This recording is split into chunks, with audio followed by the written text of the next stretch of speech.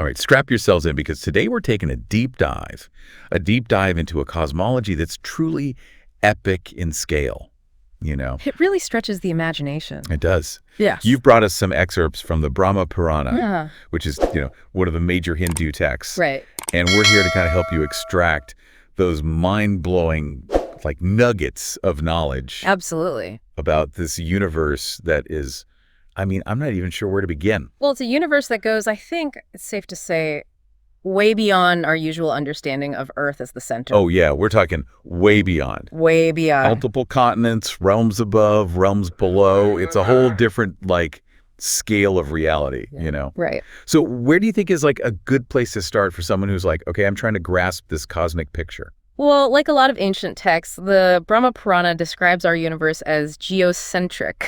Yeah. Which isn't unusual, right? Right. Yeah. But where it gets interesting and where it diverges from a lot of other ancient traditions is this idea of 7 continents or dvipas. 7 continents. Okay, now that's not something you learn in, basic geography class. Oh, no. So I'm guessing these are not your typical landmasses we're talking about here, right? Definitely not. Each one has very unique characteristics. Okay. So, for example, you could take Plaksha. Okay. Plaksha is said to be a land without death or disease. Sign me up. Well, but wait, there's always a catch in these myths, right? What's the trade-off for this immortality? Well, the Brahma Purana says that in Plaksha, there's no concept of time. Ah. So imagine, there's no past, no future, just kind of an eternal present. What would that even feel like? Whoa, that's a mind bender. I can see why the ancients were so fascinated by this idea of time. Yeah. So, okay, we've got one continent where time stands still. What about some of the others? Well, there's Krauncha, where humans coexist with mystical beings like divas and Gandharvas. Okay. So imagine trying to explain that cultural exchange program. Huh. Yeah. Now that would make for some interesting stories. Right. What are the divas eating? What are the Gandharvas? What's their social life like? Exactly. That makes you wonder what the Brahma Purana is trying to tell us about just the diversity of existence itself. Right. But hold on. I remember something about these continents though. Yeah. They're surrounded by some pretty unusual oceans. Yay! Yes. Forget salt water. Well, We're talking okay. oceans of sugarcane juice. Okay. Liquor, ghee, even milk. Wow. Each dvipa has its own unique ocean. Okay. Adding another layer to the symbolism. Okay, I'm officially thirsty. Yeah. And hungry at this point. I know, right? But what's the deeper meaning here? Are these just kind of whimsical details? Right. Or is there a message behind the milk ocean, so to speak? I think it's safe to say that with the Brahma Purana, there's always a deeper meaning. Yeah. So, you could say these oceans represent abundance or maybe different states of consciousness that are associated with each continent. Mm-hmm. It's a reminder that, reality as perceived in the Brahma Purana isn't limited to what we can just see and touch. Right. Well, It makes you wonder, if those ancient writers were kind of onto something about the nature of reality. right. That maybe, we're missing today. But let's talk about the elephant in the room. Yeah. Or rather the mountain in the room. Right. Brahma Purana places a pretty significant mountain at the center of it all, right? You're talking about Mount Meru. Yes. And it's no ordinary peak. Okay. They describe it as being 84,000 yojanas high, Okay. which if you do the math works out to over 670,000 miles. Just to put that in perspective, that's like almost 3 times the distance to the moon. Talk about a cosmic landmark. I guess that's what happens when your mountain is also considered to be like the axis mundi, right? Exactly. Like the spiritual center of the universe. Yeah, all right. So it's not just geography, it's a whole concept. Yeah. Now, Mount Meru wasn't it also described as being made of gold? It is. That seems a bit extravagant, even for a sacred mountain. You have to remember, symbolism is key here. Okay. Gold represents, in many cultures, represents purity and divinity. So it suggests that Mount Meru and everything that is kind of associated with it is on a whole other level of existence. Okay, that makes sense. Yeah. And to make it even more symbolic, I remember reading that the continents themselves are actually arranged around Mount Meru like petals of a lotus flower. Yes. Is that a common motif in Hindu cosmology? Very much so. Okay. The lotus flower is a really powerful symbol of creation and spiritual growth. It emerges from muddy waters to bloom in the sunlight. So it's a really beautiful metaphor for, the journey of the soul. I see. And in this context, it suggests that Mount Meru is the source, the seed from which all creation unfolds. I love those little aha moments, when you're reading through these texts and the symbolism just kind of clicks into place, Right. But if Mount Meru is at the center, with the continents kind of around it, where do the heavenly realms fit into all of this? Above Mount Meru, the Brahma Purana describes 6 celestial realms. Okay. Guvaloka, Svrgaloka, Maharloka, Janaloka, Tapaloka, and Satyaloka. Okay. Each has its own inhabitants and characteristics. Okay, so it's literally like a ladder of existence. Right. Reaching up from the earthly realm towards, some kind of ultimate reality. Right. And does that mean then that the afterlife as conceived in the Brahma Purana is tied to these celestial realms? Absolutely. Okay. Yeah, you can take Satyaloka, for instance. It's considered the highest realm where liberated beings reside, free from death and rebirth. It's that ultimate goal for those who are seeking to transcend the limitations of earthly existence. Wow. Yeah, that's a concept that's resonated, across cultures and religions for centuries. This idea of reaching a state of pure being beyond suffering and so on. But we've been looking at what lies below. I mean, if there are heavenly realms above, are there less heavenly ones, so to speak, beneath? That's where we get into the concept of Patala, the 7 subterranean realms described in the Brahma Purana. Okay. Yeah. And this is where we get into like underworld territory, right? Like fire and brimstone, all that. Not exactly. It's more nuanced than that. These aren't necessarily hells in the Western sense, but realms where beings experience, the consequences of their actions. Okay. So it's more about karma than eternal damnation. Yeah, precisely. Okay. Yeah, the Brahma Purana sees these realms not so much as places of punishment, but rather as, stages in the soul's journey. Each realm represents a different level of karmic consequence with, beings experiencing the results of their actions until they're ready to move on. That's a fascinating perspective. Yeah. It kind of shifts the focus from, punishment to growth and evolution. Yeah. But tell me a little more about these Patala realms. I mean, are they all just like variations on the same theme? Or are there some that really kind of stand out? Well, there's Atala, which is ruled by a demon who uses illusions to distract the inhabitants from, spiritual pursuits. Okay, yeah. So it's a bit of a cautionary tale about the dangers of getting caught up in worldly pleasures. And then there's Rasatala, home to the Danavas and Daityas. Okay. These are very powerful demonic beings who often challenge the gods. Yeah. It raises these questions about the nature of good and evil. Right. Are these beings truly malevolent? Or are they simply playing their roles in this cosmic drama? I'm already sensing some complex moral questions here. Right. But wait, weren't there also those Narakas? Yeah. Which were realms of actual punishment, right? Yes. The Narakas are specifically realms where those who commit particularly egregious acts experience suffering that's tailored to their misdeeds. And from what I recall, the Brahma Purana doesn't really shy away from describing those punishments. No, it does not. It can get pretty descriptive. Yeah. But it's important to remember that the intention isn't to scare people. Okay. It's really to highlight the importance of ethical conduct and the consequences of negative karma. Okay, so it's more like a way of encouraging people to live righteously, even in the face of temptation. Exactly. And the text emphasizes that even the most serious sins can be forgiven through sincere devotion to Vishnu. So it's ultimately a message of hope and redemption, even in the darkest of realms. Right, Vishnu. Yeah.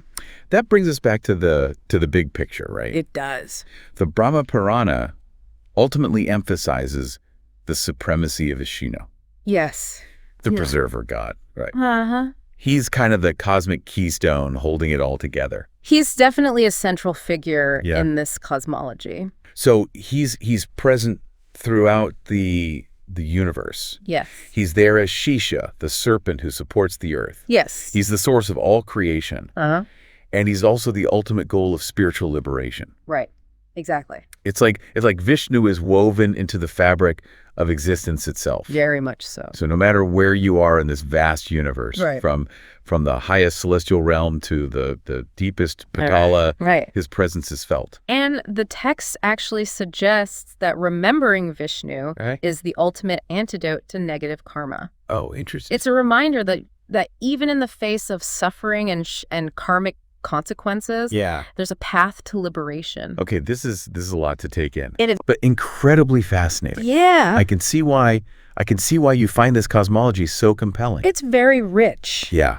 It's not just a description of a physical universe. It's like a map of the soul's journey. Exactly. You know, and we've covered a lot of ground here. We have. Continents, realms, mountains, oceans. Yeah. But I feel like we've only just scratched the surface, haven't we? We've only just begun Yeah. to explore the depths of the Brahma Purana's cosmology. There's so much more to unpack.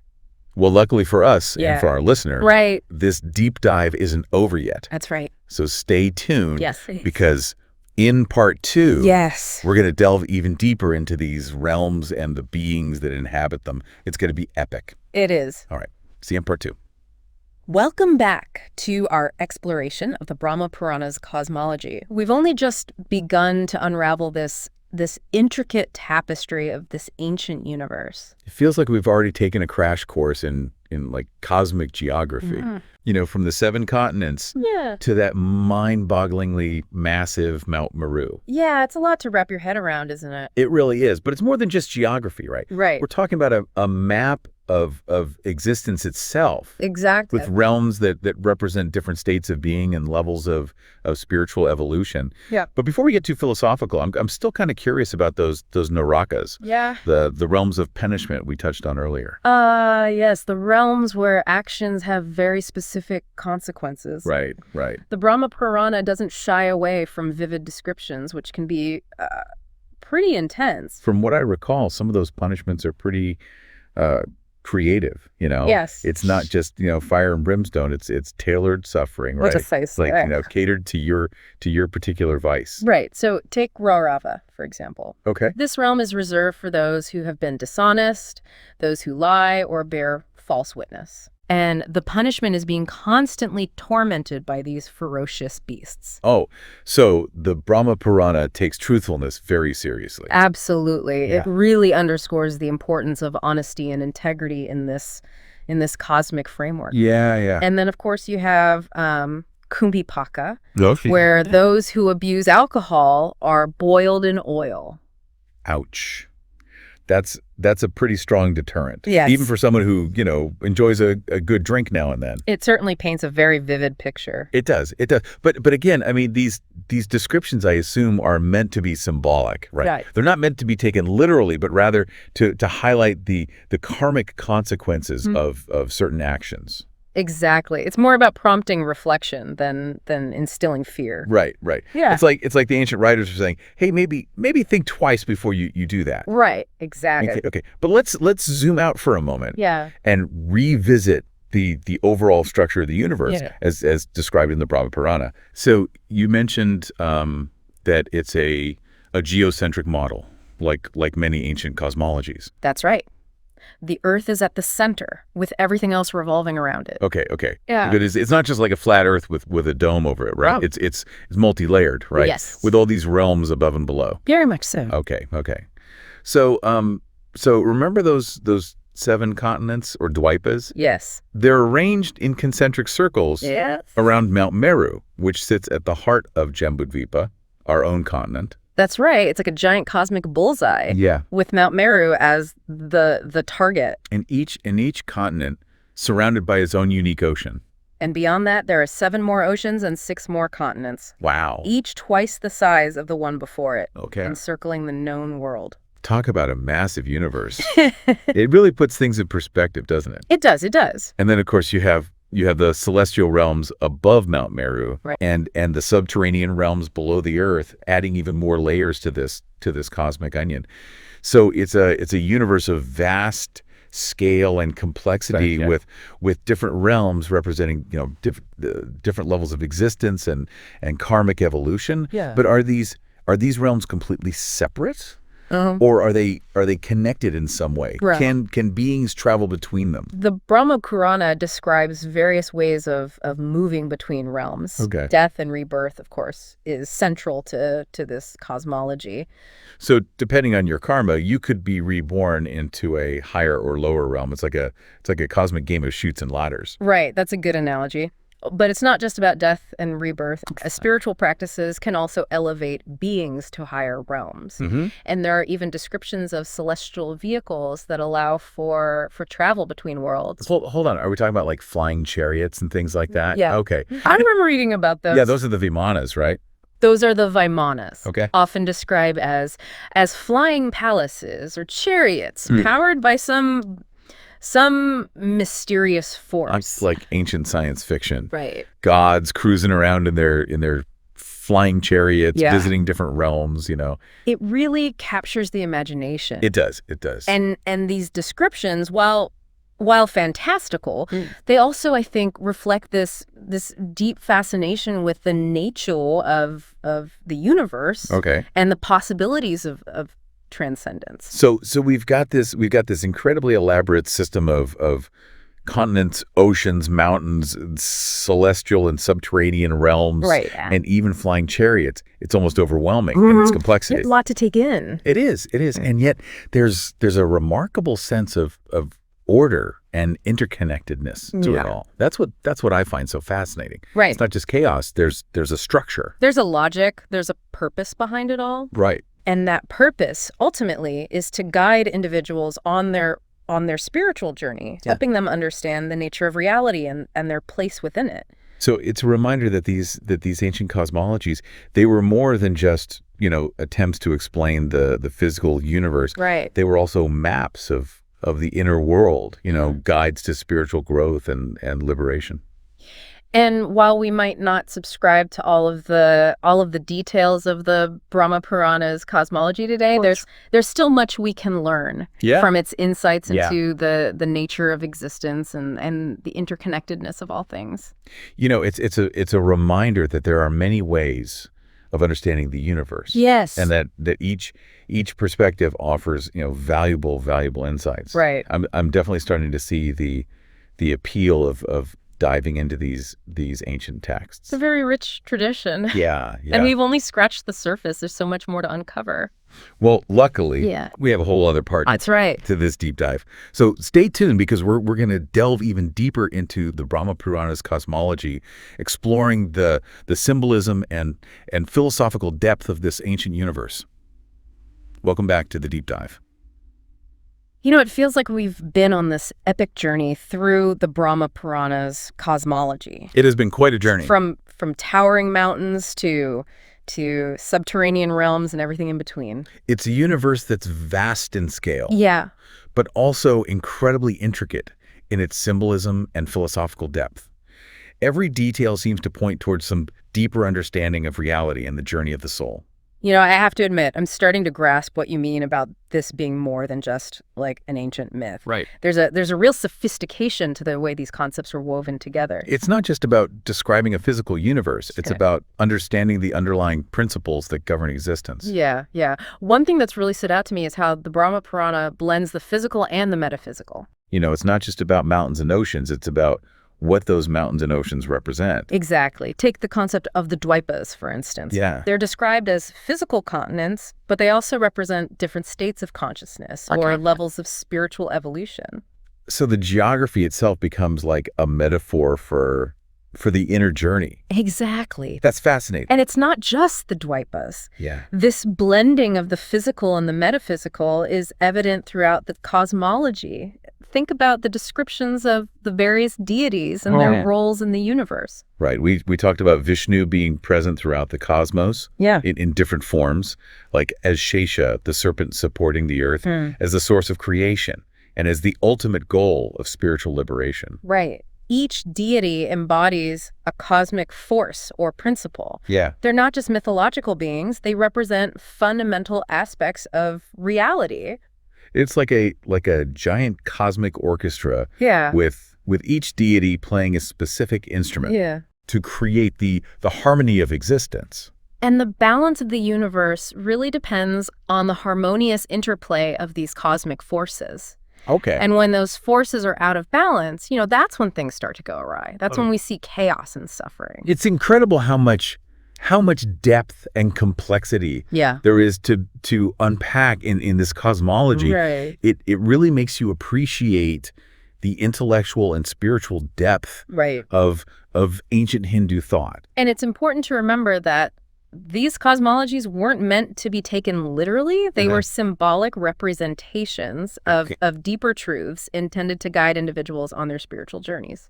So it's not about believing in a flat earth or an ocean of milk. Not at all. It's about understanding the principles and the archetypes those symbols represent. Right. It's about recognizing the interconnectedness of all things and our own place within the cosmic order. It's like, reading a poem or looking at a painting. Exactly. You can appreciate the beauty and the artistry without needing to, dissect every detail literally. Right. These cosmologies were designed to be contemplated, to spark our imagination, and to lead us to a deeper understanding of ourselves and the universe. It's fascinating how even though we have modern scientific models of the universe, the questions that these ancient cosmologies explored are still so relevant today. Absolutely. Questions about the nature of reality, the meaning of life, our place in the cosmos. These are timeless questions. So if our listener is walking away from this deep dive, what's the key takeaway? Yeah. What's the most important thing to remember about the Brahma Purana's cosmology? I think the most important thing is the importance of perspective. Okay. The Brahma Purana offers us a unique and fascinating lens through which to view the universe. It challenges our assumptions and expands our understanding of what's possible. So it's a reminder that there are many ways of seeing the world. Exactly. And each perspective offers, valuable insights. By exploring those different perspectives, we can enrich our own understanding of the universe and our place within it. This has been an incredible journey. It has. I feel like we've traveled to the farthest reaches of the cosmos and back again. And yet we've only scratched the surface. That's the beauty of these ancient cosmologies. They're inexhaustible sources of wisdom and inspiration. It's a humbling reminder that the universe is a place of wonder and mystery. Yes. Filled with endless possibilities. So I encourage you, as you go about your day, keep that sense of wonder alive. Yeah. Look up at the stars, contemplate the vastness of the universe, and remember that you are a part of something truly magnificent. Oh, that's beautiful. The Brahma Purana's cosmology is just one map of the soul's journey. What does your own map reveal about your path? That's a beautiful thought to leave our listener with. Thanks for joining us on this deep dive. We'll see you next time for another fascinating exploration of the unknown.